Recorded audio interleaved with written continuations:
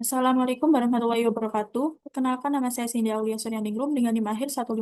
Pada kesempatan kali ini, saya akan mempresentasikan hasil analisis rencana strategis bisnis Rumah Sakit Hasan Sodikin tahun 2025 hingga 2029.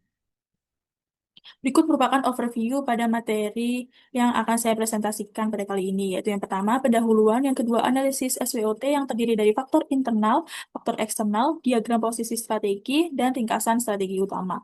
Lalu yang ketiga, sasaran strategis dan inisiatif strategis, yang keempat, strategis bisnis Rumah Sakit Hasan Sodikin 2025 hingga tahun 2029. Lalu yang kelima, roadmap inisiatif strategis Rumah Sakit Hasan Sodikin tahun 2025 hingga 2029. Lalu terdapat IKU, Rumah Sakit Hasan Sodikin tahun 2025 hingga tahun 2029. Lalu yang ketujuh, analisis kelebihan dan kekurangan. Dan kedelapan, usulan perbaikan rencana strategis bisnis Rumah Sakit Hasan Sodikin. Yang kesembilan, kesimpulan. Dan yang kesepuluh, referensi.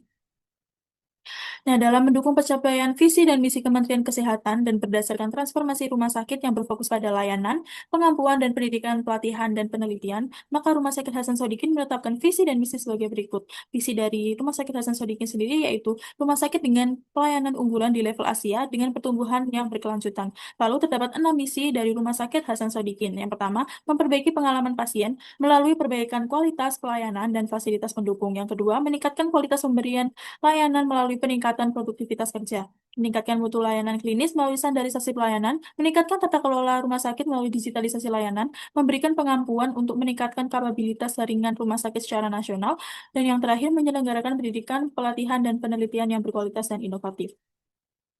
Lalu berikut merupakan analisis SWOT.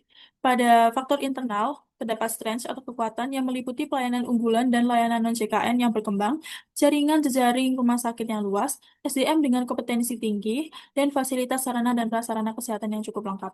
Lalu terdapat weakness atau kelemahan yang meliputi dari fasilitas pendukung pasien seperti parkir, toilet, dan ruang tunggu yang belum optimal, lalu digitalisasi sistem belum sepenuhnya terintegrasi, ketergantungan pada pasien JKN, dan waktu tunggu layanan yang masih panjang.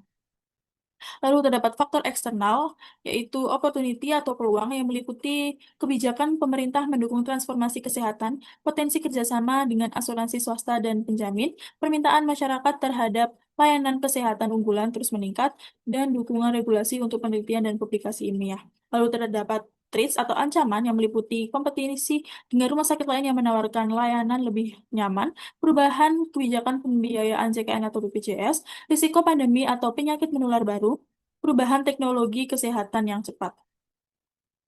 Lalu di sini terdapat diagram posisi strategis yang dimana pada sumbu X sebesar 0,3 dan sumbu Y yaitu 0,53 yang menempatkan Rumah Sakit Hasan Sodikin di kuadran 1 yaitu strategi agresif. Pada hal ini menunjukkan bahwa Rumah Sakit Hasan Sodikin ini memiliki peluang besar untuk menggunakan kekuatan internalnya dalam mendukung kebijakan optimalisasi layanan yang berorientasi pada peningkatan pertumbuhan pendapatan. Lalu berikut merupakan 11 ringkasan strategi utama berdasarkan SWOT, yaitu meningkatkan pelayanan yang berkualitas, meningkatkan produktivitas SDM, meningkatkan kualitas SDM, peningkatan pengalaman pasien, mengelola keuangan rumah sakit secara optimal, melakukan audit dan evaluasi secara berkala, melakukan inovasi dalam layanan, mengoptimalkan biaya operasional, membangun sistem pemantauan yang ketat, menerapkan sistem transparan, dan melakukan benchmark dan kerjasama internasional. Berikut merupakan sasaran strategis dan juga inisiatif strategis, yang dimana pada sasaran strategis ini terdapat 10 sasaran strategis, yaitu meliputi terwujudnya layanan terbaik level Asia, terwujudnya SDM yang andal, terwujudnya mutu layanan klinis, terwujudnya sistem IT dan teknologi yang andal, terwujudnya pengelolaan keuangan yang andal, terwujudnya proses bisnis yang efektif dan efisien, terwujudnya kegiatan pemasaran yang inovatif, terwujudnya tata kelola yang bersih dan akuntabel, terwujudnya penyelenggaraan pengampuan nasional, dan terwujudnya pusat pendidikan, pelatihan, dan penelitian yang berkesinambungan. Lalu pada inisiatif strategis ini terdapat 22 inisiatif strategis yang meliputi memperbaiki fasilitas pendukung, memperbaiki waktu pelayanan pasien, mengurangi jumlah dan mempercepat penanganan keluhan pasien, meningkatkan kepatuhan pada jam kerja, meningkatkan kualitas nakes dan amet, penerapan standar klinis menggunakan PPK dan clinical pathway, meningkatkan mutu layanan unggulan, menerapkan digitalisasi sistem dan administrasi yang terintegrasi, menerapkan digitalisasi sistem inventory RSP yang terintegrasi, menguatkan fungsi pengadaan barang dan jasa menggunakan e-katalog, meningkatkan efisiensi keuangan RSP, memperkuat cadangan modal strategis, meningkatkan pengelolaan dan pelaporan keuangan, meningkatkan utilisasi bed rawat inap, meningkatkan produktivitas rawat jalan RSV, meningkatkan produktivitas ruang OK RSV, melakukan pengadaan barang dan jasa secara konsolidasi untuk efisiensi, meningkatkan pendapatan layanan non-JKN, meningkatkan kualitas aspek finansial, pelayanan, dan total quality management, menguatkan kapabilitas layanan untuk jejaring, mengembangkan pelayanan unggulan berdasarkan hasil riset, meningkatkan jumlah publikasi di jurnal internasional. Dan berikut merupakan strategi bisnis Rumah Sakit Hasan Sadikin tahun 2025 hingga 2029.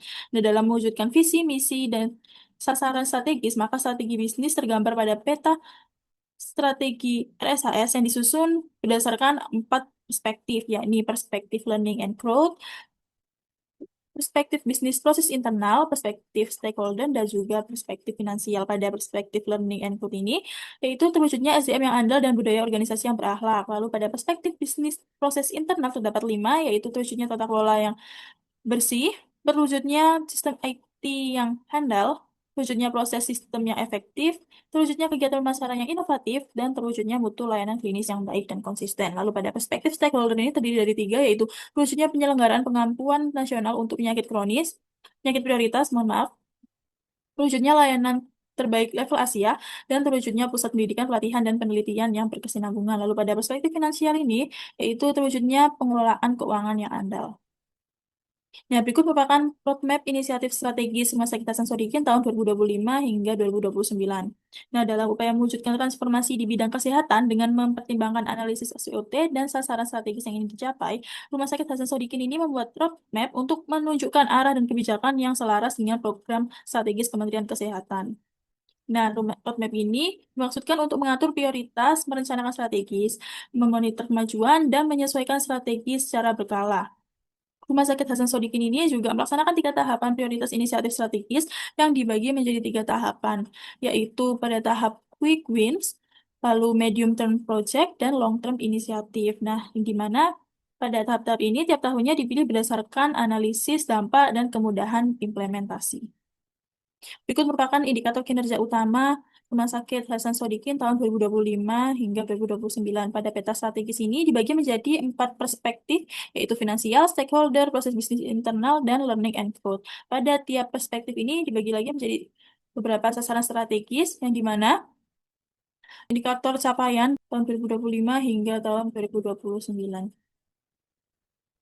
Berikut merupakan analisis kelebihan dan kekurangan. Pada kelebihannya sendiri, pada tahapan timeline strategis jelas karena pada rencana strategis bisnis Rumah Sakit Hasan Sadikin ini membagi roadmap menjadi beberapa fase dengan target menuju layanan unggulan level Asia. Lalu yang kedua, strategis komprehensif dengan 22 inisiatif strategis yang mencakup digitalisasi mutu, digitalisasi, mutu layanan, SDM, keuangan, riset, dan penguatan jejaring. Lalu kekuatan internal RSAS sebagai rumah sakit tipe A pendidikan dengan sumber daya manusia spesialis atau subspesialis lengkap. Dan yang terakhir selaras dengan kebijakan transformasi Kemenkes, yaitu pengampuan layanan prioritas, pendidikan, dan riset. Untuk kekurangan sendiri dibagi menjadi 3, yaitu yang pertama ketergantungan tinggi pada pasien CKN karena pendapatan non-CKN yang masih minim. Menurut Agustina dan kawan-kawan tahun 2019, ketergantungan pada suatu skema pembiayaan meningkatkan risiko finansial jika terjadi perubahan regulasi. Lalu digitalisasi belum sepenuhnya terintegrasi seperti RME dan SIM-RS yang masih dalam proses. Menurut Porter dan Tisberg tahun 2006, teknologi digital mendukung efisiensi operasional dan nilai tambah layanan. Lalu yang terakhir, ancaman kompetisi dari rumah sakit lain karena menawarkan kenyamanan dan fasilitas lebih menarik. Hal tersebut sesuai dengan pandangan Burns tahun 2012 bahwa diferensiasi berbasis kenyamanan dan fasilitas merupakan kunci daya saing di sektor kesehatan. Berikut merupakan perbaikan rencana strategis bisnis Rumah Sakit Hasan Sodikin. Yang pertama yaitu mereduksi jumlah inisiatif menjadi klaster inti, misalnya digitalisasi dan efisiensi, SDM dan pendidikan, layanan unggulan dan riset, serta diversifikasi pendapatan. Lalu yang kedua, diversifikasi pendapatan sejak awal, yaitu pada tahun 2025, dengan pengembangan layanan non-CKN seperti eksekutif, services, medical tourism, MCU, dan estetika. Lalu yang ketiga, percepatan digitalisasi layanan dengan mengintegrasi penuh rekam medis elektronik, telemedicine, dan sistem billing. Lalu yang terakhir, pengembangan SDM berbasis riset dan fellowship internasional untuk mendukung layanan unggulan Asia. Lalu kesimpulannya yaitu rencana strategis bisnis Rumah Sakit Hasan Sadikin tahun 2025 hingga 2029 ini telah disusun secara komprehensif dengan roadmap yang bertahap, dukungan 22 inisiatif strategis, serta kekuatan internal berupa sumber daya manusia unggul dan status sebagai rumah sakit pendidikan tipe A yang selaras dengan kebijakan transformasi Kemenkes. Meskipun demikian, masih terdapat beberapa kekurangan, yaitu berupa ketergantungan tinggi pada pasien CKN, keterlambatan integrasi digitalisasi layanan, serta ancaman persaingan dari rumah sakit swasta dengan fasilitas yang lebih baik. Untuk mengatasi hal tersebut, diperlukan perbaikan melalui penyederhanaan inisiatif menjadi klaster inti, diversifikasi pendapatan non-CKN, percepatan digitalisasi, dan penguatan SDM berbasis riset sehingga Rumah Sakit Hasan Sodikin ini mampu meningkatkan kualitas layanan, memperkuat daya saing, serta menjaga keberlanjutan finansial menuju visinya sebagai rumah sakit unggulan di Asia. Berikut merupakan referensi yang saya gunakan. Sekian dari saya, mohon maaf apabila ada salah kata. Terima kasih. Wassalamualaikum warahmatullahi wabarakatuh.